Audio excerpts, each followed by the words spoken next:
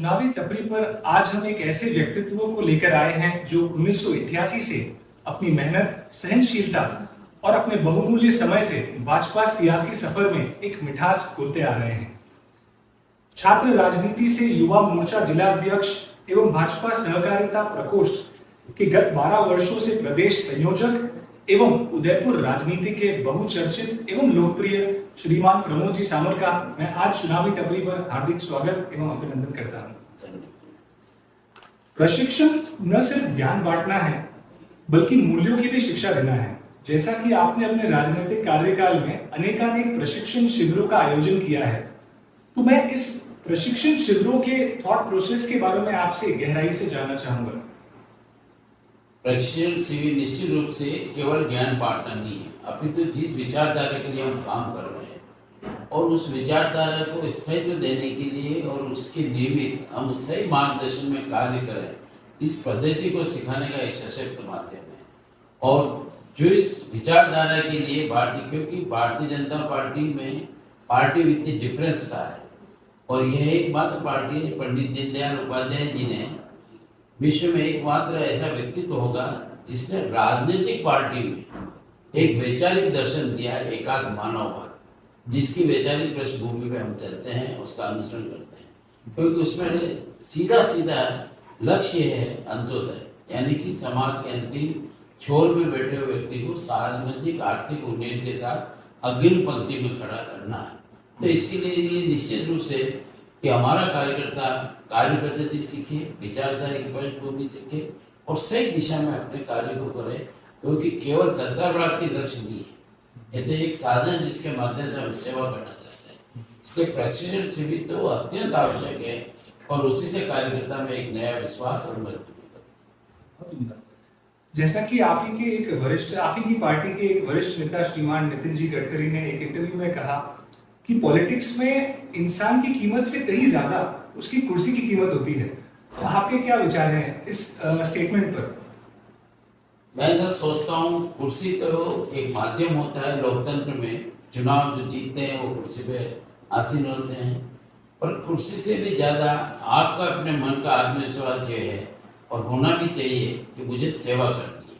ये एक माध्यम मिला, हम निमित्त बने उसकी निमित्त से, तो हम निश्चित रूप से अपनी कार्य पद्धति को सेवा की ओर ले जाए और जिस लक्ष्य के साथ हम बने हैं तो उसकी पूर्ति पहले आवश्यक है। नहीं, बहुत सही बात है, परंतु मैं जैसे कि एक नवयुवक या नव युवती आज एक जॉब भी करता है, तो वह उसे एक अपेक्षा होती है या एक एम्बिशियसनेस जो होती है कि पदोन्नति हो या कोई पद में बढ़ोतरी हो या तनख्वाह में बढ़ोतरी हो। राजनीति में ये मानता हूं कि एक सेवा का कार्य है, परंतु राजनीतिज्ञ और राजनीति करने वालों में भी ये कॉम्पिटिटिव स्पिरिट के बारे में आपके क्या विचार हैं? क्योंकि ये सवाल मेरा आपसे इसलिए भी है क्योंकि आप खुद स्पोर्ट्स में भले ही खो-खो हो, कबड्डी हो, क्रिकेट हो, आप खुद एक चैंपियन रहे हुए हैं, तो उस कॉम्पिटिटिव स्पिरिट के बारे में आपके क्या विचार है? खिलाड़ी को खेल भावना से खेलना चाहिए, वैसे ही राजनीतिक सत्ता है। निश्चित रूप से लोकतंत्र के अनेक पायदान हैं, पंचायत राज है, विधानसभा है, लोकसभा है, अन्य कई चुनाव है। वो अगर आपको अवसर मिलता है तो वो अपने अवसर की बात है, परंतु ऐसा नहीं है कि हम अपने काम में कहीं बाधा ले आए या मन में कोई कमजोरी लाए, क्योंकि जब कोई नवयुवक नवयुवती रोजगार की दिशा में जाते हैं, काम करते हैं, तो स्वाभाविक है, सामाजिक जीवन है, आर्थिक युग है, तो अपनी पदोन्नति और बढ़ोतरी दोनों साथ साथ चाहते हैं। और मैं ऐसा सोचता हूँ कि जो उनके प्रबंधन है उनका भी लक्ष्य है जो अच्छा कार्य करे उसको प्रोत्साहित किया। तो राजनीतिक क्षेत्र में भी आपको अनेक अवसर मिलते हैं, क्योंकि अनेक कैमरे हैं आज जो आपको उनको नहीं दिखाई दे रहे, पर अप्रत्यक्ष रूप से मूल्यांकन करते हैं। और आप देखा होगा कई बार सरकार में, संगठन में अनेक लोगों को ऐसे अवसर मिलते हैं। अभी आपने जिनका जिक्र किया नितिन जी गडकरी, मैं ऐसा सोचता हूँ वो एक ऐसी शख्सियत है कि उस व्यक्तित्व ने प्रशिक्षण शिविर से भी और अपने कार्यों पद्धति के माध्यम से भी एक अनोखा कार्य किया, तो निश्चित रूप से पदोन्नति होती है। क्योंकि अगर आप कार्य करेंगे तो लोग मूल्यांकन करेंगे, जनता वाहवाही करेगी, वही आपकी सबसे बड़ा पुरस्कार है। परंतु जब अनेकानेक युवाओं का एक साथ प्रशिक्षण करते हैं, यह बात सही है कि एक विजन जिसमें होता है वह यह भारतीय क्रिकेट टीम का कप्तान केवल एक ही होगा। खेलने वाले आज काफी सारे व्यक्ति हैं, परंतु उन सभी लोगों को क्या, जो कि ये सब देखते हुए कि भाई राजनीति के बारे में एक नोशन माना जाता है कि राजनीति और राजनीति एक गंदा खेल एक माना जाता है, ऐसा युवकों और युवतियों में एक प्रचलन है। तो उस भ्रम को तोड़ने के बारे में मैं आपसे एक फ्रेश सोच चाहता हूं, आपकी क्या सोच रखते हैं? राजनीति को हम ये मानते हैं कि लोग, अनेक लोगों के मन में इस बात का संशय भी है और कहते हैं कि ये गंदा खेल है। मैं ऐसा सोचता हूँ, महात्मा गांधी ने हिंदुस्तान की जनता को एक वरदान दिया है और वो वरदान है लोकतंत्र। जिन तंत्र के हम खिलाफ थे या हमने संघर्ष किए, तो उसमें आम व्यक्ति की भागीदारी कैसे हो और सामान्य से सामान्य व्यक्ति भी जाकर के देश प्रांत का नेतृत्व करे, यही लोकतंत्र की कहानी। और जब लोकतंत्र में आपको अधिकार दिया है, आप ऐसा क्यों मान के चलते हैं गंदगी? आपको अवसर मिलता है तो उसकी पवित्रता को कायम रखें। होता है निश्चित रूप से कई चंद लोगों ने इतने गबन घोटाले किए कि वातावरण दूषित कर दिया, परंतु आप दूर से ही देखते रहेंगे तो वो तो दूरदर्शन हो जाएगा। आपको स्वयं को उसमें जाना पड़ेगा, स्वयं को काम खड़ा करना पड़ेगा। और ऐसा नहीं है कि आप अच्छा कार्य करेंगे तो जनता प्रोत्साहित नहीं करेगी, निश्चित करेगी। आज जितनी भी मैं कह सकता हूँ कि मोदी जी की जो दुआ है वो केवल अपनी कार्यपद्धति से है और उनकी निष्ठा के कारण से है। ऐसे अनेक राजनेता हैं जिन्होंने अच्छा कार्य किया, लोगों ने पूछा। सही बात है। मेरा अगला सवाल यह है कि पहले तो मैं आपको बहुत बधाई देना चाहूंगा कि गत 12 वर्षों से सहकारी उपभोक्ता भंडार का एक संचालन करना, यह एक अद्भुत कार्य है। मेरे मायने में एक अच्छा उद्यमी और एक प्रबंधन कौशल वाला व्यक्तित्व ही इस कार्य को निरंतरता से कर सकता है। जैसा कि एक बहुत ही अच्छी बुक है 48 रूल्स ऑफ पावर, उसमें कहते हैं कि despise the free lunch, which brings me to the next question कि जो सरकारें अपने कैंपेन में, इलेक्शन के कैंपेन में मुफ्त की चीजें घोषणाएं करती है, क्या यह एक लोगों के विचारों को प्रभावित करने का तरीका है या मुफ्त की बांटी गई चीजों का भार किसी दूसरे वर्ग पर पड़ता है? आपके क्या विचार है? निश्चित रूप से दूसरे वर्ग पर पड़ता है।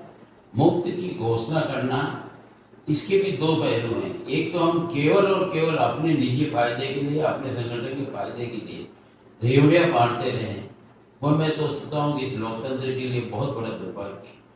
ईश्वर ने आपको बहुत बड़ा वरदान दिया है, कुर्सी दी है, शासन दिया है, तंत्र दिया है, उसका आप सही उपयोग करें। अनेक योजनाएं जिसमें आप प्रोत्साहित कर सकते हैं। और जहाँ मुफ्त की बात है तो हमारे देश में एक बार नहीं, अनेक बार जब भी कोई ऐसी विपदा आई, आपदा आई, ऐसे तो उस वक्त राहत दी जाती है। उस वक्त लगता है कि कई बार जैसे विशेषकर किसान वर्ग में, किसान जब कर्ज लेता है ये सोच के लेता है कि ठीक फसल हो जाएगी और मैं इस कर्ज को कि वापस भुगतान कर दूंगा। परिस्थितियां कई बार बन जाती है, बाढ़, अकाल, ऐसे अनेक विषय हैं परिस्थितियां, क्योंकि वो भौगोलिक परिस्थितियों पर निर्भर करता है। तो ऐसी स्थिति में हम उनको कुछ राहत दें, बेरोजगार नौजवान है उनको कुछ हम प्रोत्साहित करने के लिए कोई ऐसी व्यवस्था करें, कुछ ऐसे अनेक महिलाओं के लिए अनेक वर्ग जिसमें आप कर सकते हो। परंतु जब तक आप यह जो काम करते रहोगे मुफ्त देने का, और मुफ्त देने का मतलब है हम उस व्यक्ति को आलसी बनाना चाहते हैं क्योंकि उसकी कीमत नहीं समझे। तो मैं इस बात से ये समझूं कि जो माननीय जादूगर मुख्यमंत्री श्रीमान अशोक जी गहलोत ने 100 यूनिट फ्री बिजली का ऐलान दिया है, मुफ्त के मोबाइल बांट रहे हैं, क्या आपकी पार्टी अपने इलेक्शन कैंपेन में ये सभी चीजों को दरकिनार करते हुए एक वैचारिक सोच को आगे बढ़ाने के लिए कार्यरत रहेंगे? मैं ऐसा सोचता हूँ कि हमारी पार्टी को निश्चित रूप से इस दिशा में हम चुनावी घोषणा पत्र में भी इस विषय को लेंगे कि हमको जिनको जरूरत है उनको प्रोत्साहित करें। उनके लिए क्या कर सकते हैं, मुफ्त में भी देना हो, किसी व्यवस्था के तंत्र से भी देना हो, वहां तक तो हम काम करें। केवल इस लक्ष्य करें कि हम सब बांट देंगे और हमको लोग वोट दें, तो मैं ऐसा सोचता हूँ कि ये जो नौजवानों में जो प्रतिक्रिया है ये उसी का कारण है। क्योंकि दिन और रात मेहनत करता है आदमी, व्यक्ति मेहनत करता है, माँ बाप भी अपेक्षा रखते हैं, खर्चा करते हैं, नहीं होता तो व्यवस्था करते हैं कि मेरा बच्चा प्रतियोगी परीक्षा में परीक्षा दे और उसके बाद सफल होकर के, पर उस पर क्या बीती होगी आपने देखा। इन्हीं जादूगर महोदय को सोचना चाहिए, लाखों नौजवानों का भविष्य बर्बाद कर दिया। आज वो बच्चे उम्र के पार भी हो गए होंगे, या जो इस व्यवस्था से कल्पना करते थे कि कल परिणाम आएगा और मुझे रोजगार मिलेगा, रोजगार उन्हें नहीं मिला, अपने पराये क्या करते हुए अपने भाई भतीजावाद किया और जो अयोग्य थे उनको दिया। इससे बड़ा कठोर क्या हो सकता है? तो क्या मैं ये समझूं आपकी बातचीत से कि आप परिवारवाद के खिलाफ हैं? बिल्कुल सख्त खिलाफ है। योग्य व्यक्ति हो उसको आगे लाइए, केवल अपने अपनी परिवार या अपने ही लेवल से आगे बढ़े, ये तो कोई नहीं। लोकतंत्र किसके लिए है? परंतु क्या यह वास्तविकता में पॉलिटिकल पार्टी में फॉलो किया जाता है? ऐसा है कि कई बार उदाहरण भी देते हैं कि उनके बच्चा भी ऐसा हुआ है, उनका पता कुछ योग्यता होगी तो आप उसको दबा भी नहीं सकते हैं जी। अगर योग्यता लाइए, परंतु केवल और केवल कि उसके नाम के पीछे गांधी और नेहरू लग जाए इसीलिए उसको आगे लाइए, ये तो ठीक नहीं है। सामान्य व्यक्ति है, उसने अपना जीवन का बहुत बड़ा समर्पण दिया और उसके बच्चों में शिक्षा रही है, तो उसमें कितना 1-8% होते हैं वो आगे आते हैं। परंतु आप 100% यही परंपरा करेंगे कि मैं और मेरा परिवार और आने वाली पीढ़ी और मेरे और परिवार की स्थिति का है, ये तो लोकतंत्र के लिए बहुत बड़ा खतरा है। क्या यह नेहरू गांधी परिवार का आपने जिक्र किया, तो क्या यह आप कहना चाह रहे हैं कि नेहरू गांधी परिवार परिवारवाद के कारण चला है या उनकी काबिलियत के दम पर टिका है? कोई काबिलियत नहीं है, काबिलियत होती तो चुनाव जीतते हैं। भाई लोकतंत्र का मूल्यांकन तो बहुमत के आधार पर भी है ना जी। चाहे वोट कितने प्रतिशत व्यक्ति देते हैं या ना देते हैं, परंतु अंतर्गत मूल्यांकन किस पर होता है जी। कि बहुमत किसे प्राप्त हुआ। उन्हें बहुमत नहीं मिलता है, इसका मतलब उनको सोचना चाहिए जनता ने उनको नकार दिया। क्या आप ये मानते हैं कि आगामी विधानसभा इलेक्शन में भाजपा ही जीतेगी? निश्चित रूप से राजस्थान में भारतीय जनता पार्टी जीतेगी। और जो वर्तमान परिस्थितियां हैं, आप स्वयं देखते होंगे नित्य प्रतिदिन पहला समाचार महिलाओं के साथ बलात्कार और उसके बाद उसके साथ जिस तरह का विभत्स अत्याचार हत्याएं होती है, ऐसे राजस्थान के इतिहास में कभी नहीं हुआ। मैं इसीलिए कई बार कहता हूँ कि मुख्यमंत्री महोदय आप ये घोषणाएं करते हो, ये सब करिए, इनकी आवश्यकता नहीं, पहले आदमी की सुरक्षा की आवश्यकता है। लोकतंत्र बचाना है तो व्यक्ति को मन में लगना चाहिए कि मैं सुरक्षित हूँ, वो तो आपका ध्यान नहीं है। इतनी बड़ी घटनाएं हुई है। तो वे तो जैसे कि प्रदेशों में नए जिलों का गठन एक बेटर गवर्नेंस के लिए चलता आ रहा है, परंतु 9 से 10 महीने पहले 19 नए जिलों का गठन करना, क्या यह एक पॉलिटिकल स्टेट है या वास्तविकता में एक विकास आप ये सोचिए कि पॉलिटिकल स्टैंड नहीं तो क्या है। तीसरी बार मुख्यमंत्री है, अनेक बार अवसर मिले हैं, अब जब सत्ता जारी है तो आप रेवड़ियां बांट रहे हैं। क्यों कि 4.5 साल हो गए आज इससे ऊपर, तो अगर आपका ठीक महीना होता तो 6 महीने में नए जिलों की घोषणा क्या प्रशासनिक व्यवस्था संभव है? केवल आप नेम प्लेट हटाने का काम कर रहे हैं, या एडिशनल एसपी का ऑफिस है वहां हटा करके एसपी का ऑफिस कर देंगे, एसडीएम का तो वहां कलेक्टर कर देंगे। और आज स्वयं चुनाव आयोग कह रहा है कि जिले की जो पूर्व व्यवस्था है उसी के अनुसार होंगे, यानी कि यथार्थ पे काम नहीं हो रहा। दूसरा, केवल वर्ग विशेष जाति विशेष को खुश करना है, तो आप आने वाले समय के लिए किसकी नींव रख रहे हैं? इसके परिणाम हमको ही भुगतने पड़ेंगे। आज हम जो जिस दिशा में जा रहे हैं ना, यथार्थ में कोई चीज हो, उचित मांग हो, भौगोलिक दृष्टि से बहुत दूर पड़ता हो, जैसे आपको ध्यान हो तो उदयपुर राजसमंद एक जिला था, तब हम दरियावत के इस कोने से लेकर के गुजरात मध्य प्रदेश के बॉर्डर से ठीक बीन अजमेर के बॉर्डर तक जाते थे, तो हमको लगता था 300-400। तो जहाँ जियोग्राफिकल परिस्थिति हो, जहाँ जनता को आम सुविधा से वंचित हो, उसका मूल्यांकन करिए ना। आप तो एक विधानसभा के जिले बना रहे हैं, ये मकोल नहीं तोड़ किया। तो आप इस पार्टी ने जो अभी कार्यकाल में जो शासन करती हुई पार्टी है उसके इस निर्णय से आप खासा खुश नहीं लग रहे हैं, मुझे ऐसा लगता है। ऐसा है कि जिले की अपेक्षा हमेशा रहेगी और इसकी मांग भी हमेशा रहेगी। पर मैं कहता हूं कि आप प्रशासनिक व्यवस्था में आपको लोगों ने एक शासन तंत्र दिया है, तो आपको तुष्टिकरण नहीं करना है, न्याय करना है। आपके हिसाब से जो ये नए जिलों का गठन किया है, इसमें आप क्या फेरबदल करना चाहेंगे या आप किस नजरिए से इस चीज को देखते हैं?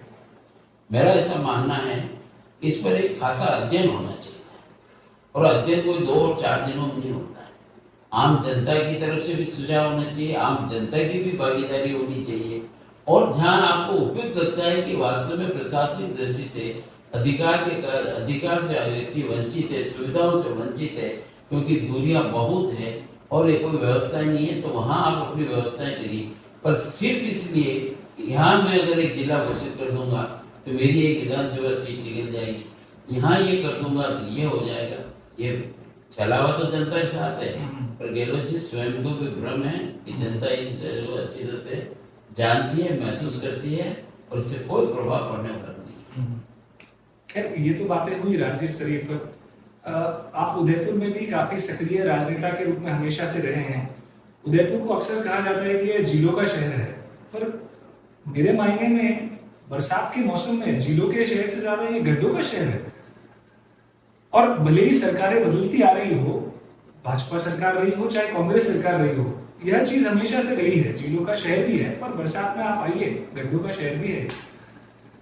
ये बात भी सही है, गड्ढे भी होंगे, बारिश होगी तो कुछ जगह गड्ढे भी होंगे, परंतु शासन तंत्र ये कहता है कि उसकी तुरंत रूप से दुरुस्त करना, उसको ठीक करना और पहले भी क्वालिटी का काम।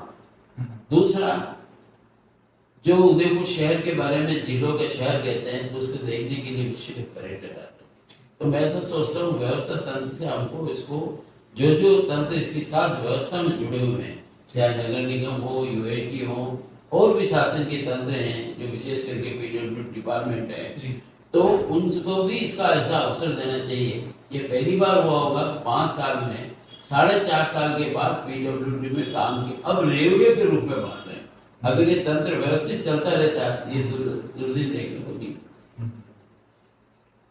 जैसा कि आपने सहकारी उपभोक्ता भंडार में बहुत ही विजनरी कार्य अपने समय में करे, जिसमें से 1997-98 के समय में अपना बाजार का खुलना, समय से पहले सुपरमार्केट का आगमन और उसको आज दिन तक भी दिवाली पर या फेस्टिवल्स पर मिठाइयां उपलब्ध कराना उच्च गुणवत्ता की और बहुत ही कम दामों में, तो इस सोच के लिए मैं आपको बहुत ही साधुवाद करना चाहूंगा और इस विजनरी थॉट प्रोसेस के बारे में आपसे जानना चाहूंगा। सहकारिता का क्षेत्र बहुत पवित्र क्षेत्र है, जिसमें आम व्यक्ति की भागीदारी और आम व्यक्ति का नेतृत्व ऊपर के सामने है। इसीलिए कहते हैं सहकारिता में सर्वस्पर्शी सर्वव्यापी नेतृत्व है। सामान्य व्यक्ति की और जिस संस्था बनी है वो भी उसका नेतृत्व करे और उसका संचालन मंडल जो बनता है वो मिलकर के एक निर्णय तय करे और निर्णय को क्रियान्वित करने के लिए ईमानदारी से काम करे। दुर्भाग्य ये रहा कि बीच में सत्तारूढ़ कांग्रेस सरकार ने इसका बहुत बड़ा सरकारीकरण कर दिया और आप देखोगे राजस्थान के इतिहास में और हमारे उदयपुर में तो विशेष रूप से जो राज्य के मुख्यमंत्री बने, कभी चुनाव हारे, राज्य के गृह मंत्री बने, चुनाव हारे, सांसद बने, चुनाव हारे, तो जिस दिन हारे उसके तीसरे दिन किसी सरकारी संस्था के अध्यक्ष नॉमिनेट हो गए। ये तो लोकतंत्र नहीं, उसमें चुनाव था, उसके शेयरधारक उसमें चुनाव करते, सत्यादेश करते। तो जब मैं 91 में इसमें डायरेक्टर बना पहली बार और 95 में जब इसका चेयरमैन बना, तो मुझे लगता है कि परिवर्तन की बहुत आवश्यकता है। और इसमें मुझे अटल जी के एक वाक्य याद था कि सरकारी लोकतंत्र के पवित्रता को बरकरार रखना है तो नवीन तकनीकी से और कंप्यूटराइजेशन को, उस वक्त एक युग चल रहा था, इससे जोड़ना बहुत आवश्यक है। तो मैंने ये सोच करके कि अगर हम ये बनी हुई व्यवस्था में हम केवल चलेंगे, ठीक है हमारा उदयपुर भंडार राजस्थान में बहुत अग्रणी था, उत्तर भारत में भी, पर नवाचार बहुत आवश्यक था और कुछ चीजों से हम बाहर निकलेंगे तो निश्चित रूप से आएंगे। तो मैंने उस वक्त ये अपना बाजार, सुपरमार्केट, एक ही छत के नीचे सब सामग्री मिले, व्यक्ति को भटकना ना पड़े और गुणवत्ता भी बरकरार रहे, मूल्य निरंतर इतना रहे कि बाजार की दर भी उससे व्यवस्थित रहे। ये चुनौती भरा काम था, सामान्य काम नहीं था। इसमें आपको कई बातें बाजार से भी आपको सुनने मिलती, पर मैंने दृढ़ निश्चय के साथ किया और विशेषकर मेडिकल की दिशा में जब मुझे लगा कि कई जगह ऐसी 600 आर्टिकल ऐसे आइटम थे जिसमें बहुत बड़ी राशि का डिफरेंस आता था जो उपभोक्ता को पड़ता था। कुछ अति आवश्यक दवाइयाँ थी, परंतु उस वक्त क्या होता है आदमी मजबूरी में होता और जाता है, उसमें 1000 2,000 रुपए की मार्जिन है। तो मैंने कहा ये तो सहकारिता है नहीं। तो मैंने एक ही रात के अंदर ये निर्णय किया बोर्ड की बैठक के साथ, सबके साथ मिलकर, इस पर हम अपना न्यूनतम, जिससे हमारे कर्मचारी की तनख्वाह व्यवस्था निकल जाए, हम लाभ इतना ही कमाएं जितनी सहकारी संस्था चले, केवल पेट भर करके उसको काम के लिए नहीं। इस आमूलचूल परिवर्तन किया तो मुझे पूरे राजस्थान से कई तरह से कई बातें प्रशासनिक सबको कहना पड़ा और एक बड़ी हलचल हो गई। ये 600 सर्जिकल क्या आइटम है जो इतनी बड़ी आपने दरें कम कर दी? हार्ट के जो इंजेक्शन हुआ करते थे आपने 1000 रुपये 2,000 रुपये कम कर दिए। मैंने कहा मैंने बहुत स्टडी की है और कहीं भंडार बंद होने की स्थिति नहीं है, आप निश्चित रहिए, उपभोक्ता खुश होकर जाएगा। तो मेडिकल की दिशा में तो मैंने पूरा आमूलचूल परिवर्तन किया और आम जन को उसका फायदा मिला, काउंटर्स भी बढ़ाए और उसको देखने के लिए हमारे पास महाराष्ट्र के मंत्री भी उस वक्त आए और उन्होंने मुझे अपना बाजार मुंबई में इसीलिए वापस आमंत्रित भी किया था। परंतु जो दूसरी व्यवस्थाएं थी, राशन व्यवस्था, इसके बारे में एक लोगों के मन में है कि राशन कहाँ जाता है, क्या होता है। तो मैंने बहुत पुख्ता व्यवस्था की, इतने चेक पॉइंट बनाए कि जो राशन एफसीआई से निकलेगा वो उपभोक्ता तक पहुंचना चाहिए। तो उसमें मुझे मिला कंज्यूमर आइटम के अंदर मैंने हर आइटम के ऊपर स्टडी करे और मैंने डायरेक्टर्स को काम बांट करके उनके माध्यम से कि हमको क्या करना है वो काम किया। फिर हमको लगा कि मिठाई का जो है उसमें बहुत जबरदस्त मार्जिन है, पर ये सब व्यवस्था ऐसी थी कि आदमी को तात्कालिक जरूरत पड़ती है, बिल्कुल सही। तो उस वक्त विकल्प नहीं होता, बीमारी होती है फट दौड़ता है मेडिकल की तरफ, मिठाई की तरफ सीजन होते हैं सर। तो मैंने जब ये प्रयास किए कि कहीं कहीं मिठाई का एक युग नया से प्रारंभ होना चाहिए, तो आज आप देखेंगे बाजार में सहकारिता के क्षेत्र में जो मिठाई प्रकट चले उसमें 250 200 रुपए की कमी और 60 इतनी है कि हम त्योहार को भरपाई भी नहीं कर पाते, इतनी मात्रा में उसका साथ। ऐसे ही पटाखों में हुआ करता था, 100 रुपए का पटाखा जो बिक रहा था बाजार में, तब मुझे मालूम चला कि तो 20 और 30 रुपए में भंडार अपना मुनाफा रहने के बाद भी दे सकता है। तो मैंने उन सब ऐसे चीजों की सबकी कंपनियों से बातचीत करके ट्रांसपोर्टेशन सभी लागत मूल्यों को न्यूनतम लाभ भंडार को मिले इसलिए वह भी किया। तो इसके लिए मैंने एक सहकारी मेला का आयोजन किया, सम्मेलन। उसमें देश की सहकारी संस्थाएं जो अपना एक उत्पादन कर रही है परंतु उसकी दरों में यहाँ पर और वहां पर बहुत बड़ा है, उन सबको मैंने यहाँ आमंत्रित किया, चाहे वो होजरी की हो, खाद्यान्न की हो, ड्राई फ्रूट्स के हो। कई तो ऐसी सहकारी संस्थाएं भी आई जिनके उत्पादन एक एक दिन में बिक गए। तो वो मेला मेरे 3 साल में एक बहुत बड़ा लोकप्रियता का स्थान रहा। तब मुझे लगा कि इसमें अनंत काम करने की अपार संभावना है, जितना हम करेंगे जनता की दुआएं रहेगी और आज उपभोक्ता भंडार उत्तरोत्तर प्रगति पर है। और इसीलिए मैं सहकारी क्षेत्र से लगातार निरंतर आज भी देश के कुछ ऐसे संस्थाओं के उसमें निदेशक मंडल में जाता हूँ, आता हूँ और रहता हूँ। तो एक मेरा लगाव है कि जनता का काम करने का सबसे बड़ा श्रेष्ठ माध्यम। एक बहुत अद्भुत और सराहनीय कार्य भी है ये। पर मैं यही सोच रहा था, जैसा जब इतने सारे वस्तुओं का खरीद फरोख्त होता है तो उसी के साथ साथ लोगों के टिप्पणियां भी आती होगी कि भाई या परिवार वालों की एक क्या कहते हैं, परिवार वालों का एक सूचना भी आपके पास आती होगी कि भाई इतनी जगह से आप खरीद फरोख्त कर रहे हैं, इस व्यापार में हमें इन्वॉल्व कर दें, हमारे बच्चे को भी इसमें सेट कर दें, इतनी जगह से खरीद फरोख्त हो रही है। तो उस मैंने उन सब के लिए हमारी जो समितियां हुआ करती थी जो कभी नाम की नहीं चलती थी, क्रय विक्रय समिति प्रसाद, इन सबको जीवन किया। मैंने कहा हर काम सिस्टम से ही होगा। मुझे मालूम है ये बहुत बड़ी चुनौतियां हैं, कई लोग सामने खड़े होकर इसको क्रिटिसाइज करेंगे, कुछ बाजार में 10 तरह की बात करेंगे। मैंने कहा टीम जो निर्णय करेगी अध्ययन के बाद वो सर्वमान्य रहेगा, उसमें कोई अपना पराया देखिए, बहुत ही सराहनीय सोच है और किसी भी एक संस्था को क्लीन रूप से चलाने के लिए ये सोच और एक वैल्यू सिस्टम्स बहुत जरूरी है। मैं ये मानता हूँ कि जितने आप प्रशिक्षण शिविर करते हैं उसका एक अग्रिम भाग एक वैल्यू सिस्टम्स को भी इन्वोक करना होता होगा। तो पॉलिटिशियंस आपका पर्सनली एक क्या वैल्यू सिस्टम, एक बिलीफ है या पॉलिटिक्स आपकी नजर में क्या है? मैं आज भी मानता हूँ राजनीति बहुत अच्छा क्षेत्र है। ये एक ईश्वरीय कार्य है जो जनता आपको सौंपती है लोकतंत्र में।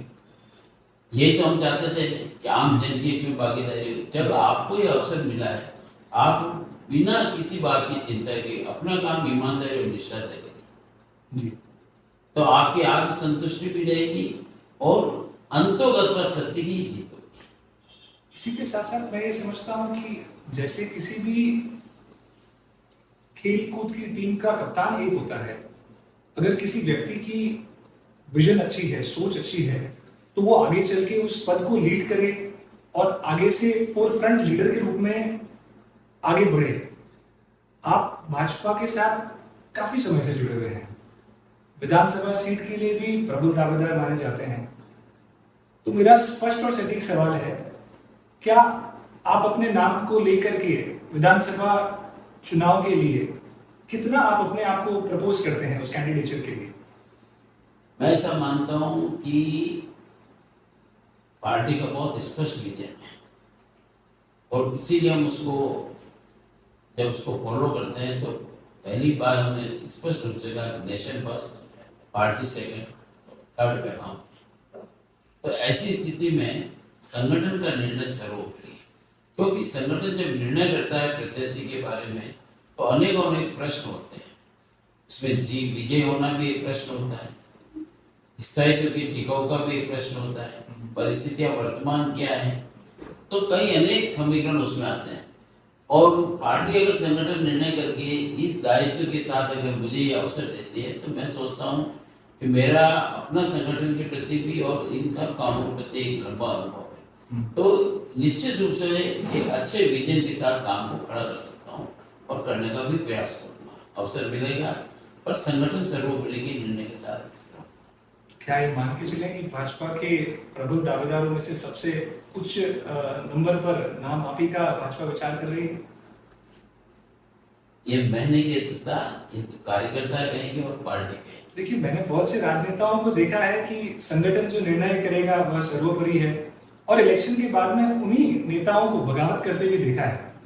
तो क्यों ना, जैसे कि एमपी और छत्तीसगढ़ में भाजपा ने कुछ क्षेत्रों में कैंडिडेट जो डिस्क्लोज किए हैं। देखिए, हम सभी, आपने कहा कि सर्विस, मैं उस सोच को बहुत नमन करता हूं कि यह काफी अच्छी सोच है और एक पॉजिटिव दृष्टिकोण देगा युवाओं को, पर उस कंपेटिटिव स्पिरिट का क्या? खुल के बोलना तो जरूरी है। नहीं, आपने कहा सही है कि अभी मध्य प्रदेश छत्तीसगढ़ में कई पर उसका एक मापदंड है, उस मापदंड के अनुसार और रणनीति के हिसाब से, क्योंकि चुनाव भी एक जैसे युद्ध नीति में हरावन दस्ता अग्रिम पंक्ति पे लड़ता है, तो जैसा आपने कहा ना, कप्तान एक होता है पर टीम लड़ती है, तो कप्तान को सोचना पड़ता है कि किसी लक्ष्य को प्राप्त करना है तो उसकी रणनीति कैसे बनी जाए। ये भी उसका एक भाग है। वह सीटें जो लंबे अंतराल तक हम नहीं जीते या कभी लगातार जीतते रहे, उसके बाद वापस उसमें कोई कमी आई या कभी ऐसे करके कई मापदंड है, तो क्यों नहीं हम उनके प्रत्याशी को पहले से ऐसा अवसर दें कि वो उस काम को खड़ा करके अभी से अपनी स्थिति मजबूत करें। तो मैं ऐसा सोचता हूँ, जो मेरी जानकारी राजस्थान की कुछ सीटों पर भी विचार हो रहा है कि जो सीटें लगातार लंबे समय से नहीं आ पाई या हम विजय नहीं ले पाए, तो वहाँ हमको प्रत्याशी को सही समय दें, अपनी मेहनत करें और जीते। साथ ही साथ एक यह दृष्टिकोण भी है, जो कमजोर सीटें रही है वहां पर तो कैंडिडेचर डिस्क्लोज करना एक अच्छी बात है, परंतु जो सीटें समय पर्याप्त विजयी भी रही है वहां पर भी क्यों ना एक मोड ऑफ अप्रिसिएशन के तौर पर उन प्रत्यक्ष कैंडिडेट्स को एक बढ़ावा दिया जाए, एक सपोर्ट दिया जाए। जैसे कहते हैं ना क्रिकेट में कि भैया चलो आप 2 मैच 3 मैच में अच्छा परफॉर्म नहीं भी करोगे तो एक कप्तान की बैकिंग है, तो क्यों ना ये एक मूव भाजपा के राजस्थान की विधानसभा के इलेक्शन के लिए, क्या ये हम अपेक्षा कर सकते हैं कि नाम जो कमजोर सीटें हैं उनके अलावा भी एक डिस्क्लोजर होगा? अनेक तरह की परिस्थितियां होती है इसमें भी, वापस कई बार एक जगह अनेक प्रत्याशी भी होते हैं, तो उसके बाद की क्रिया प्रतिक्रिया जो एक मानव स्वभाव भी है, उन सब पे अध्ययन किया जाता है। और ये वर्तमान जो परिस्थितियां हैं, जहाँ परिस्थितियों में प्रत्याशी की होड़ और दौड़ कम है, परंतु हम चाहते हैं कि वो प्रत्याशी भी सक्षम बन करके जिसके बारे में विचार किया जाता है उसको पर्याप्त समय देना भी आवश्यक है, तो उसकी नीति के अंदर और इसके फेजेज चलेंगे, निश्चित रूप से चलेंगे। नहीं, आप देखा होगा कई बार कई संगठन कहते थे 3 महीने पहले घोषणा कर देंगे, मैं सोचता हूँ 3 महीने तो रह गए नहीं है, तो उनकी भी घोषणा अभी आई नहीं, जिन्होंने सबसे पहले आगाज किया था, हम 3 महीने पहले प्रत्याशी उतार दें, कथनी और करने में बहुत फर्क होता है। नहीं, मैं इस बात की सराहना भी करता हूँ कि आप एक अच्छा वक्ता है और अपनी बातों को कहीं ना कहीं से आप एक नेविगेट कर party first nation first, party second, my self third, उसको आप भली भांति जीते भी हैं। विच ब्रिंग्स हमारा जो अगला क्वेश्चनर है वह एक रैपिड फायर राउंड है। तो मैं चाहूंगा एक सटीक जवाब उस पर दें, उस पर कोई राजनीति ना करें, जो मन में है खुल के आप बात करें। और which brings me to the next question कि आपकी नजरों में भाजपा सरकार अगर आती है तो मुख्यमंत्री का चेहरा आप किसे देखते हैं? मुख्यमंत्री का चेहरा मैं सोचता हूँ इस पर भी संगठन ही निर्णय करेगा। और आपने देखा होगा पिछले 5-10 सालों में विशेषकर भारतीय जनता आपकी निजी पार्टी राय में चेहरे बहुत थे जी, और जिनकी सीनियरिटी से आगे जाते थे। जी।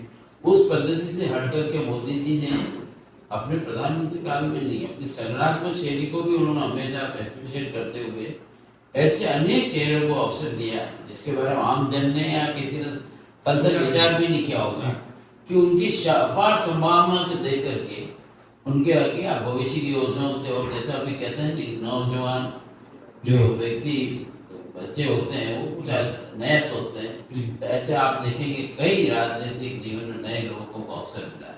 तो चेहरा तो मैं सोचता हूँ हर व्यक्ति के मन में तो इच्छा होती है और एक से एक मंत्री अच्छा कार्य करते हैं, परंतु चेहरा तो एक ही बनेगा और वो काम संगठन को ही करना है।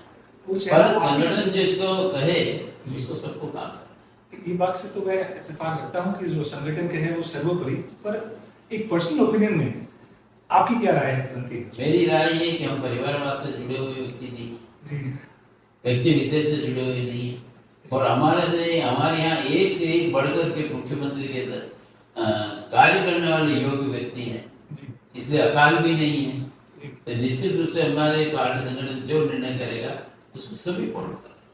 अच्छा, चलिए ये बता दें कि एक काल्पनिक स्थिति है कि अगर मान ले भाजपा की सरकार आती है विधानसभा में तो कितनी सीटें लेकर आएगी?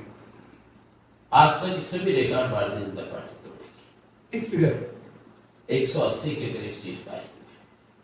बहुत बड़ी। और हमारा लक्ष्य है कि राजस्थान को कांग्रेस मुक्त करना, क्योंकि जो आर्थिक दृष्टि से जिस तरह से दिवालियापन अंदर किया है, प्रशासनिक फेलोर भी रहे हैं, और जिस तरह से जैसे जैसे चुनाव पास आते जा रहे, जिस तरह की व्यवस्थाएं लाई रहे, तो हम प्रदेश को खोखला नहीं करना चाहते हैं, यथार्थ में जीवे और नई पीढ़ी को सुरक्षित करना चाहते हैं, उनमें उत्साह रहे, उमंग रहे और वो अपने बल पुरुषार्थ से आगे बढ़े, उस काम के लिए हम प्रतिबद्ध हैं। आप एंटी कांग्रेस क्यों हैं? जैसा कि आपने कहा आपने टेक्नोलॉजी को देखा 1991 में और अटल बिहारी वाजपेयी जी का एक कोर्स से आप प्रभावित हुए। उसी समय में दौर राजीव जी गांधी का भी था, जो माने जाते हैं कि भाई कंप्यूटर और टेक्नोलॉजी लाने में उनका भी बड़ा योगदान रहा है। तो क्या आपने उनसे भी कुछ इंस्पिरेशन ली है? मैंने कहा ना, नेहरू और गांधी परिवार की परंपरा से आए थे, बाद की भी वही परिस्थितियां चलती रहेगी। मानना, मैं अभी भी मानता हूं कि वर्तमान सरकार, केंद्र सरकार ने जितने नवीन तकनीकी के और नवाचार के काम किए ना, ऐसा कभी इतिहास में हुआ ही नहीं। करने और करने में फर्क नहीं है, और इसीलिए आप देख रहे होंगे जल, थल और नभ में नित्य प्रतिदिन नवाचार भी होते हैं, नवीन तकनीक भी होती है और सफलता भी। बराबर है। आप पॉलिटिकल करियर में किसको पॉलिटिकल गुरु मानते हैं अपना? मैं तो भारतीय जनता पार्टी को सर्वोपरि मानता हूँ और उसी का अनुसरण करता हूँ। पर्सनल लाइफ में एक वर्क लाइफ बैलेंस आप कैसे करते हैं? ये तो बहुत बड़ा संतुलन करने का बहुत बड़ा समस्या तो निश्चित रूप से है व्यवहारिक जीवन में। परंतु क्या है कि मैं शुरू से छात्र राजनीति 74-75 स्कूल छात्र राजनीति जी, तब भी मैं स्कूल में वित्त मंत्री, अध्यक्ष छात्र संघ का लगातार रहा। तो लंबे कालखंड से मैं छात्र संघ से, फिर यूनिवर्सिटी, कॉलेज छात्र संघों में तो पदाधिकारी रहा, फिर मैंने लंबे समय विद्यार्थी परिषद का काम किया, और उदयपुर बहुत बड़ा केंद्र है शिक्षा का, और तब छात्र संघों के चुनाव भी होते थे, संघर्ष परिस्थितियां भी रहती थी, और आंदोलन बहुत जरूर मतलब ज्यादा होते थे, क्योंकि समस्याएं अनेक थी और आंदोलन भी अनेक करते थे। तो मैं कहता हूँ, मैं तो लगभग मेरा समय इसी में चलता रहा और व्यवस्थित रहा। परिवार ने सहयोग दिया, इसलिए मैं आगे बढ़ पाया। मेरे माता पिता ने भी सहयोग दिया इसमें, और पत्नी ने भी इस बारे में सहयोग दिया, और परिस्थितियां धीरे धीरे रास्ता निकाल दी। नहीं, ये बहुत जरूरी है, क्योंकि हम राजनीति, जैसा कि आपकी बातों से मुझे ज्ञात हुआ कि राजनेताओं में एक सर्विस की भावना है और जो जनता है उनमें कहीं कहीं ज्यादा आक्रोश भरा हुआ है राजनेताओं के प्रति। और हम इस बातचीत के जरिए यही आह्वान देना चाहते हैं जो हमारे नवयुवक युवतियां हैं कि राजनीति में आप जुड़िए, आप पढ़े लिखे हैं। आज के जमाने में ये भी परसेप्शन होता है कि बुलेट थार वाले ही राजनीति में सक्रिय रहे हैं। क्यों ना पढ़े लिखे अच्छे नवयुवक युवतियां जो अच्छी डिग्रियां लेकर हासिल करते हैं वह भी पॉलिटिकल स्पेस में आए, इस देश के लिए आगे बढ़े। इस पर आपकी क्या विचारधारा है? मैं सोचता हूँ ये स्वर्णिम युग है केंद्र सरकार में। आप देखिए कितने मंत्री ऐसे हैं जो नॉन पॉलिटिकल थे और उनके प्रशासनिक अनुभव, उनके व्यक्तिगत जीवन के ऐसे अनुभव जिनमें क्षमताएं थी और उन्होंने यहाँ उनको जब मंत्री पद दिया तो उन्होंने एक नए रिकॉर्ड भी कायम किए और एक से एक, अगर मैं कह सकता हूँ तो बहुत अच्छे क्षेत्र में भी उनके काम खड़े करके थे। तो मैं नौजवानों को ये कहना चाहता हूँ कि इसकी पवित्रता को बरकरार रखना अपना धर्म है। अगर हम दृढ़ रहेंगे तो निश्चित रूप से सब ठीक रहेगा। हम कमजोर मन से चलेंगे और अगर हम यही सोचेंगे कि गंदा फील्ड है तो देश का तंत्र तो लोकतंत्र में राजनीति के माध्यम से ही होता है। तो हम आने वाली पीढ़ी के साथ क्यों हम धोखा दे रहे हैं? इसको चुनौती माने और हम स्वयं माने अपने अनुभव से, नवाचार से, नई तकनीक के आधार पर हमको जहाँ अवसर मिलता है। आपने देखा होगा कई बार, इस बार सरपंच से लेके वार्ड पंच से लेके कई जगह विधानसभा लोकसभा में भी आए होंगे, विशेषकर आईटी के क्षेत्र में जितने लोग हैं तो उन्होंने बहुत अच्छे नवाचार काम किए हैं।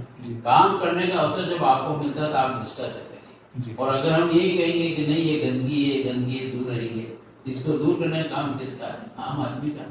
तो आम आदमी का है तो आपको मैदान में आना पड़ेगा। अच्छा तैराक बनना है तो पानी में आना पड़ेगा। आप सोचो मैं गीला हो जाऊंगा तो संभव नहीं है, वो तो एक पाग है। ऐसे ही अखाड़े में अगर आप चाहते हो कि मैं अच्छा पहलवान हूँ तो मिट्टी से भी मोह रखना पड़ेगा। तो आपको आना पड़ेगा क्योंकि इसकी पवित्रता को बरकरार रखना हर भारतीय का धर्म है। और जो हमको विरासत में मिला है लोकतंत्र, जिसकी सुरक्षा कौन करेगा? हम ही करेंगे।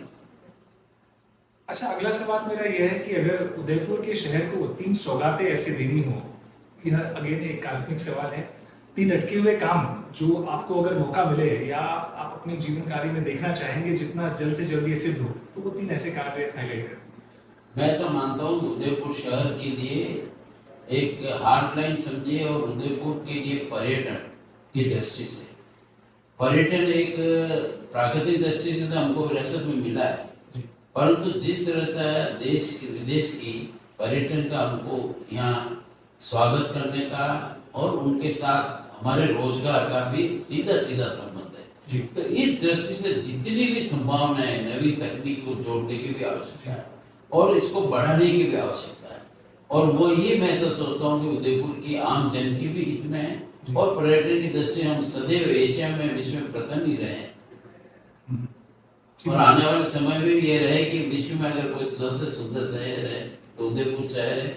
उसमें सफाई भी एक मुद्दा हो, पर्यावरण भी हो, और पर्यटन दृष्टि से हम पहले दृष्टि से पूरा विजन क्लियर करके और दूरदृष्टि के साथ हमको उसमें भी काम करना पड़ेगा। क्योंकि किसी चीज को आप सफल करना चाहते हैं तो उसको आपको समयबद्ध, चरणबद्ध पहले से एक रोड मैप बना के चलना पड़ेगा। दूसरा भी आपने देखा होगा लंबे समय से उदयपुर में विशेषकर मेडिकल की दृष्टि से हम देखें, चिकित्सा के क्षेत्र में और शिक्षा के क्षेत्र में एक अच्छा हब और दृष्टि आम जन की भी बनी है।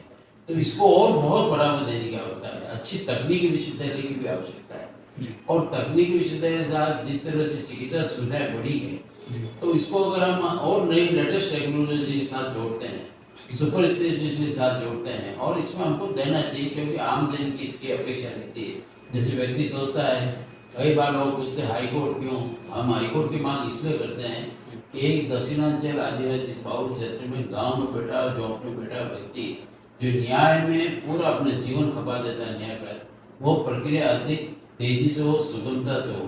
तो शिक्षा, चिकित्सा, विधि के ये जो क्षेत्र हैं उसमें भी मेरा दूसरा दृष्टिकोण बहुत अपार संभावनाओं के साथ पूर्ण करने की। और तीसरा, जिसके प्रति लोगों को मन में रहता है कि भाई ये चीजें सेहत ठीक नहीं है, तो हम एक आम नागरिक हैं, हम एक जिम्मेदार व्यक्ति हैं और अगर हम नेतृत्व करते हैं तो मूलभूत जो अवस्था है जिससे व्यक्ति के मन में धारणा ठीक बनती है वो सफाई है, बिजली है, पानी है और पर्यावरण की सुरक्षा है।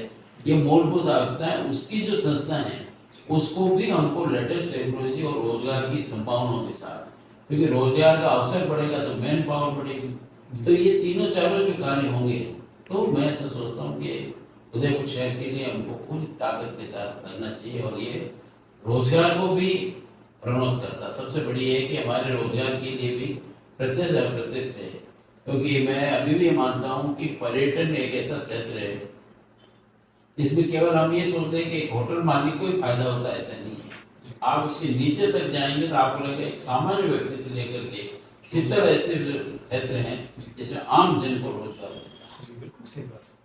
जितना मैंने आपके बारे में पढ़ा है, समझा है, आप पर्यटन इंडस्ट्री से भी, उदयपुर पर्यटन इंडस्ट्री से भी काफी समय से जुड़े हुए हैं।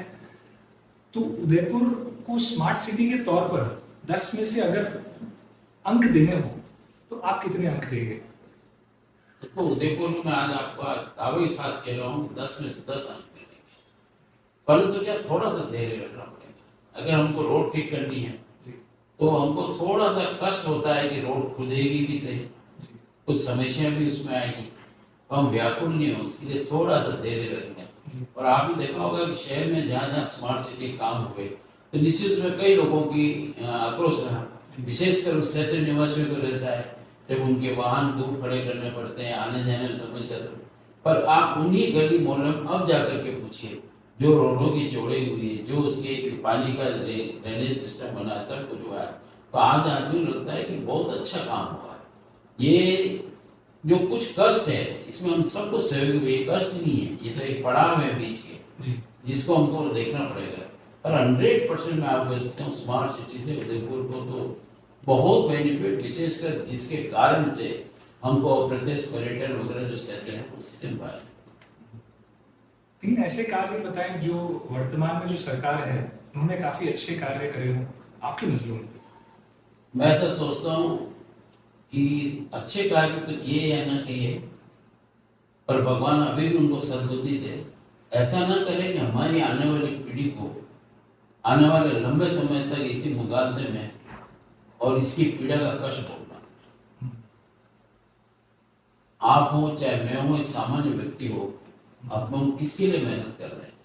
अपने रोजगार के लिए भी कर रहे हैं, अपने परिवार के लिए कर रहे हैं, अपनी पीढ़ी के लिए भी कर रहे हैं। हम उसका पुरुषार्थ रखना चाहते हैं और उसके साथ न्याय चाहते हैं, तो वो उसका विश्वास बना रहना चाहिए। वर्तमान सरकार जितने प्रगति कर रही है अभी, ये न तो प्रशासनिक दृष्टि से कभी पूरे होंगे न भी ये कर पाएंगे। लोगों को आभा मंडल अच्छा लग रहा है, परंतु इसके कारण से जो नौजवानों के मन में जिस तरह का कष्ट है, पीड़ा है, वो तो अभिव्यक्ति लोकतंत्र में वो करेंगी, पर मैं सोचता हूँ ऐसा तो कभी नहीं होना चाहिए। दूसरा, राजनीतिक दृष्टि से अब जितने भी निर्णय किए जाएंगे वो न्याय नहीं है। न्याय सबके साथ होना चाहिए, तुष्टिकरण किसी का नहीं, क्योंकि वो अंतोगत हो सकता है मैं एक व्यक्ति विशेष को, एक समुदाय को खुश तो कर सकता हूँ, पर उसके साथ अनेक लोगों की भावनाओं को ठेस पहुंचे, वो काम भी ठीक नहीं। तीसरा, पूरे 5 साल केवल और केवल विवाद, आंतरिक विवाद, और उसी में समय जाया हो गया है। अब तो स्थिति ऐसी हो गई है कि जैसे लगता है ना, कभी हारी हुई फौज होती है और उसका सेना नायक भी जब उसका संतुलन बिगड़ जाता है वो तबाही और लूटी करता है, वही कार्य। खैर, मेरा सवाल तो था 3 अच्छे कार्य। मैं नहीं मानता हूँ अच्छे कार्य है ही नहीं, इसलिए नहीं है कि उन्होंने जनता का क्या हित है उस पर ध्यान दिया। आप जितनी घोषणाएं अभी, क्योंकि अपनी एक समय सीमा है, पर उसका सही में यथार्थ में मूल्यांकन क्या होगा? केवल हमने केंद्र सरकार की योजनाओं के नाम बदले और नाम बदल करके वही वापस, मैंने कहा ना आपको, गांधी नेहरू नाम लगाने के सिवा कोई काम हुआ, तो ये तो आपका काम नहीं था प्रकाश। आम जन को फायदा क्या मिले उसके ऊपर काम करना था। जितनी घोषणाएं उसका प्रतिशत लगी है, इतनी आबादी है, ये घोषणा हुई, कितने लोग लाभान्वित हो और कितना मिला। अभी ये जो शिविर लगे हैं इन्हें पंजीयन तो जरूर हो गए हैं, क्योंकि उसमें आपका फोटो और कागज से करते तो चला गया है। पंजीयन के बाद के परिणाम हम किसकी समीक्षा करेंगे? परिणाम पे करेंगे। आपने खूब घोषणाएं की, कोई बात नहीं, उस घोषणा का कितने व्यक्ति को मिला और कितनी आबादी में कितना प्रतिशत है, उसका मूल्यांकन करके बताएं कि भाई कितना इनको लाभ मिला। सही बात है। जाते जाते मेरा आखिरी सवाल आपसे यही है कि आप पर्सनली क्रिटिसिज्म को कैसे हैंडल करते हैं और नवयुवक युवतियों को क्रिटिसिज्म को हैंडल करने का क्या एक सौगात देना चाहेंगे? मेरा ऐसा विश्वास है कि आप काम करेंगे और निष्ठा के साथ करेंगे, अपनी लाइन सही रखेंगे, तो मैं अभी भी नौजवानों को कहता हूँ अपनी नकारात्मक सोच न रखें, सकारात्मक रखें, अपनी लाइन को बड़ा करें। और जिनका स्वभाव है हमेशा बुराई करना या इसमें कमी देखना, वो करते रहेंगे, पर आपकी संतुष्ट होने जो मैं कर रहा हूँ वो सही कर रहा हूँ, मैं कहीं भी मतलब इसमें कोई शॉर्टकट नहीं चुन रहा हूँ, ठीक ढंग से काम कर रहा हूँ। ये हमारे नौजवानों को भी चाहिए, धैर्य के साथ संयम रखते हुए और अपने काम की दिशा को सही रखें। क्योंकि आप सोचेंगे कि मैंने जो काम किया इसमें सभी ताली बजा देंगे, ऐसा नहीं। जिनका काम बुरे ही करना वो करते भी रहेंगे, पर अंतों तो एक दिन वो भी कहेंगे कि नहीं काम तो अच्छा। आज आपने अपना बेशकीमती समय हमारे लिए निकाला, हम उसके लिए भावपूर्ण धन्यवाद आपको व्यक्त करना चाहते हैं। आपका अनुभव हमारे साथ इस बातचीत में कैसा रहा?